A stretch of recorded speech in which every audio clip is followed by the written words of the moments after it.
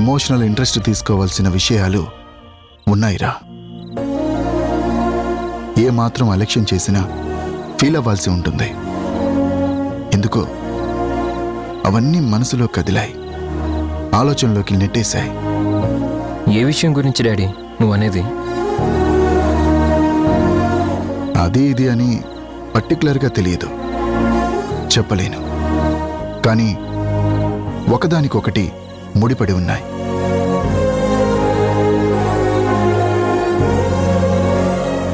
అది కాదు కానీ తరుణ్, నీకు అమ్మ గుర్తుందా?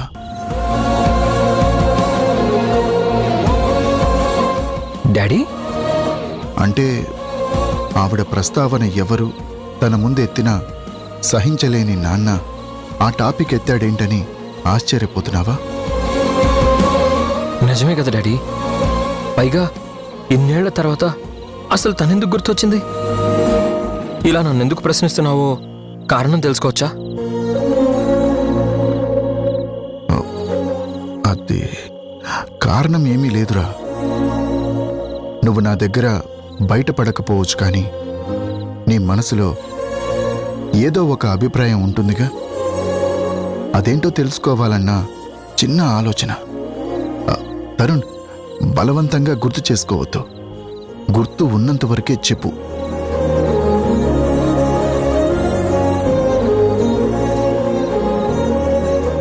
ఉంది డాడీ, అమ్మ నాకు గుర్తుంది. పూర్తిగా బొమ్మ గీసి చెప్పగలిగేంత పోలికలు గుర్తులేవు, కానీ మనసులో లీలగా గుర్తుంది. చూడగానే గుర్తుపట్టగలిగేంత కాకపోయినా పరిశీలనగా పోల్చి చూసి జ్ఞాపకం తెచ్చుకొని చూస్తే గుర్తు రావచ్చు.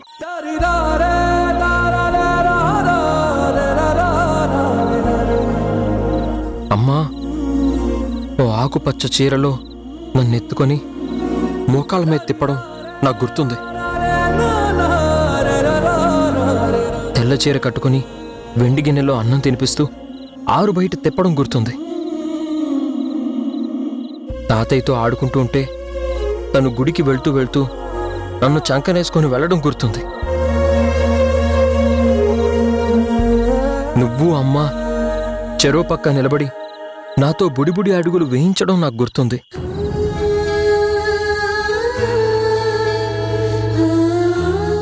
నువ్వు నన్ను గుర్రమాట ఆడించడం, తాతయ్య దాగుడు మూతలు ఆడించడం, అమ్మ నన్ను వేపునెత్తుకొని పనులు చేసుకోవడం, నన్ను ఆడిస్తూ తను నాతో ఆడటం, అలా ఉరిమి చూడటం, వెంటనే నన్ను గారాబం చేయడం, గుండెలకి హత్తుకొని ఏడవడం, అలా చాలా చాలా లీలగా గుర్తొస్తున్నాయి డాడీ. ఆ జ్ఞాపకాలు చెరిపేస్తే చెరిగిపోయేవి కాదు డాడీ. అమ్మ ఒడే తొలి బడి అంటారు. అక్షరాలు టీచర్ నేర్పిస్తే మాటలు ముందే అమ్మ నేర్పిస్తుంది. అందుకే కదా అమ్మని తొలి గురువు అంటారు. ఎంతైనా అమ్మ అమ్మే డాడీ. అమ్మ తోడుగా బతికిన వాళ్ళు అదృష్టవంతులు డాడీ. తల్లి లోటు తెలియకుండా ఎవరో ఒకరు పెంచారు అనుకోవచ్చు, కానీ కన్న తల్లి పెంపకం వేరు డాడీ. ఆ స్పర్శిచ్చే తృప్తి, ఆ పలకరింపులో తొంగి చూసే ప్రేమ ఎవ్వరూ ఇవ్వలేరు డాడీ. అమ్మ స్థానాన్ని మరొకరెవ్వరూ పూర్తి చేయలేరు. పేగుబంధం డాడీ, ఆ తర్వాతే ఏ ప్రేమ బంధం అయినా. అమ్మ స్థానాన్ని ఏ దేవత పూరించలేదు. తన జన్మ పణంగా పెట్టి పిల్లలకి జన్మనివ్వగలిగేది తల్లే. భయపెట్టగలిగేది అమ్మే, బతుకు నేర్పించేది అమ్మే. మనిషే కాదు, ఏ జీవికైనా ఆ ప్రేమ అనంతం డాడీ.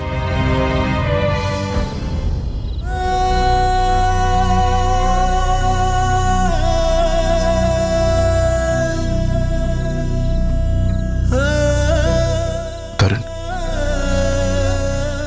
నేను కావాలని మీ అమ్మని నీకు దూరం చేయలేదురా.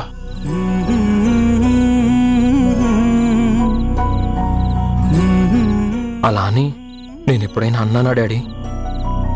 అన్నీ నువ్వేగా, నా ప్రాణం నువ్వేగా, కళ్ళే నీవా కలలే నీవా, అన్నీ నువ్వేగా, నా ప్రాణం నువ్వేగా,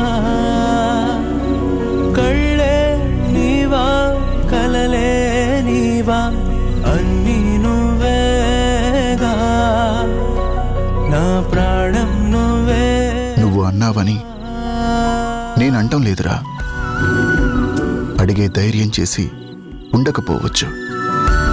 మనసులో తను ఉన్నప్పుడు ఈ మనిషి మీద కోపం కూడా ఉంటుంది కదా. నా భయానికి నువ్వు పైకి అనుండకపోవచ్చు, కానీ నీలో నువ్వు తన కోసం నలిగిపోయి ఉంటావు కదా. సరే డాడీ, ఇప్పుడు ఇవన్నీ ఎందుకులే.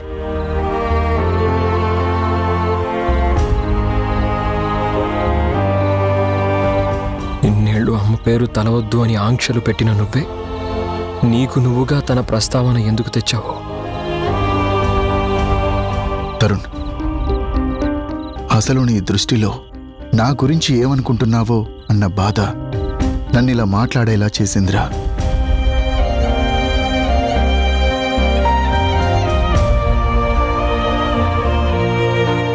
నువ్వు నాకు కావాలి డాడీ, అమ్మ కూడా కావాలి, మీరిద్దరూ నాకు కావాలి. మీరిద్దరితో కలిసి ఉండాలని నా మనసులో ఉంది డాడీ.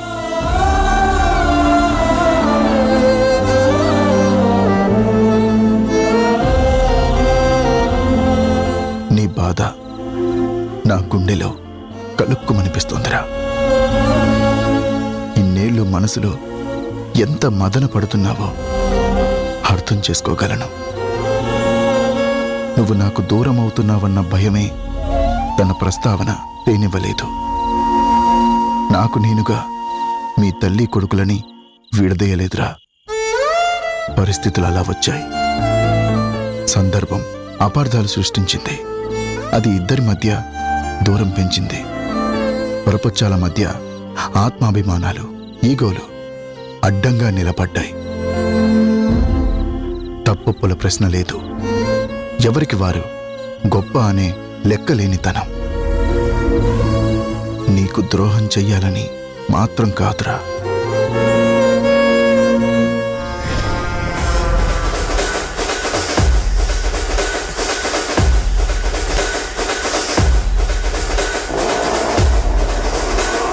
ఆ స్పర్ధలు, కక్షలు, గొడవలు సృష్టించింది నేనేరా. కష్టపడి అడ్డుగోడలు కట్టా, భయంకరమైన అగాధాలు తవ్వా. ఇప్పుడు మళ్ళీ మీరిద్దరూ ఒక్కటవ్వాలన్న ఆలోచన వచ్చి కలుసుకోవాలని ప్రయత్నం చేసినా, సంతోషాలు పంచుకోవాలని చూసినా నేను కుదరనివ్వనుగా. నేను తలుచుకుంటే మళ్ళీ అపార్థాలు సృష్టిస్తా, మీ మధ్య పచ్చగడ్డి వేస్తే బొగ్గుమని మండేలా చేస్తా. ప్రస్తుతం ఆ ప్రయత్నంలోనే ఉన్నా. మీ ఇద్దరిని ఈ జన్మలో కలవనివ్వను, సుఖపడనివ్వను.